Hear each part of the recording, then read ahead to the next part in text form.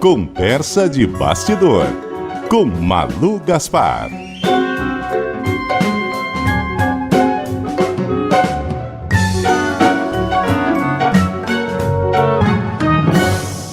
Muito bom dia para você, Malu Gaspar.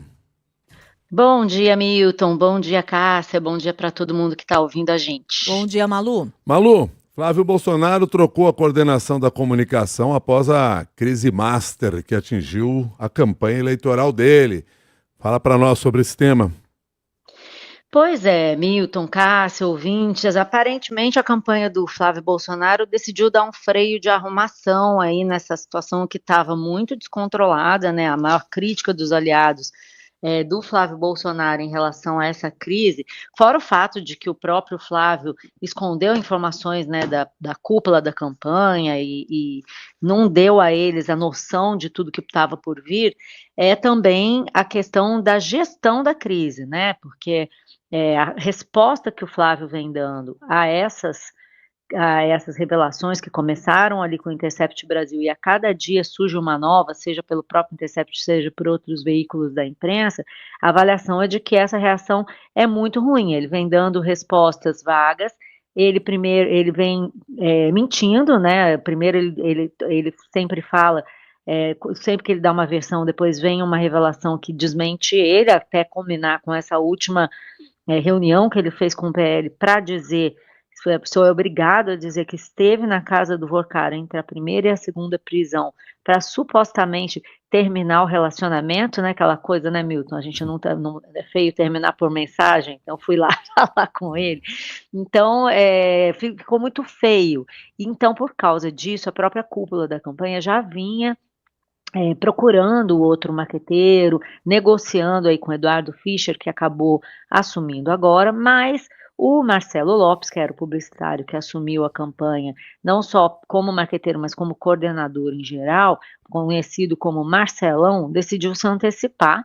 Ele estava na Disney, veja só, ele comandou a gestão da crise da Disney, onde estava com férias da família, por isso que provavelmente não funcionou, né? Como é que você comanda, você está lá entre o Mickey e o Pateta, e a pau comendo no Brasil e você lá remotamente gerindo uma crise desse tamanho, né? E ele veio para o Brasil, conversou com o Flávio Bolsonaro e pediu para sair.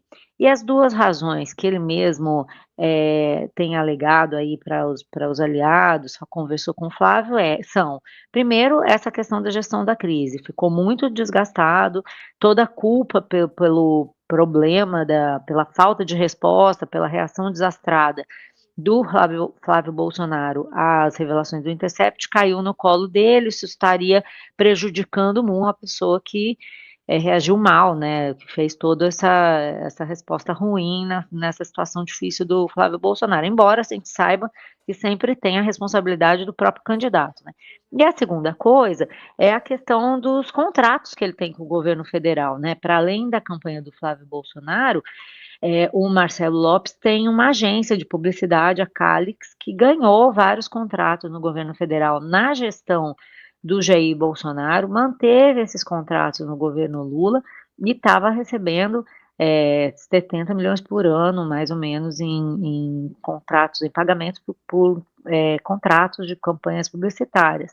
Também tem a comunicação do Senado Federal, que ganhou agora, em maio, uma concorrência para fazer a comunicação do Senado por 90 milhões de reais anuais, e aí isso acendeu o alerta, eles tinham ficado em primeiro lugar entre as empresas habilitadas na disputa por um contrato de 300 milhões no governo de São Paulo, do Tarcísio de Freitas, e isso chamou atenção imediatamente, né, quem é o marqueteiro do Flávio Bolsonaro?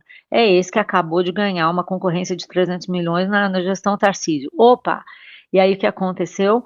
Eles que tinham ganhado foram desclassificados pelo governo no dia 15, no meio da confusão da campanha do Flávio Bolsonaro. O governo paulista disse, não, olha, descumpriu o edital e tal, mas o Marcelão e todo mundo entendeu que se tratava de uma questão preventiva ali do governo Tarcísio para não ser contaminado por essa crise aí do Flávio. Então ele está perdendo dinheiro e isso fez ele pensar duas vezes em tocar a campanha. Agora, quem assume é o Eduardo Fischer, publicitário também.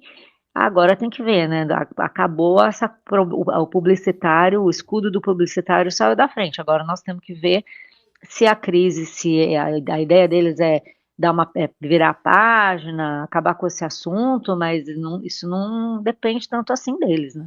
Agora, a Malu, todo dia tem um desdobramento novo dessa história. Até que ponto e até quando o caso Master ainda vai interferir na eleição? Ô, Cássia, eu tenho para mim que ainda vai interferir muito. Nós vamos passar toda a eleição falando de reflexos do caso Master na campanha. Pelo seguinte, bom, você está vendo aí, a Miriam estava contando para a gente sobre as razões pelas quais a delação do Vorcaro foi rejeitada, né?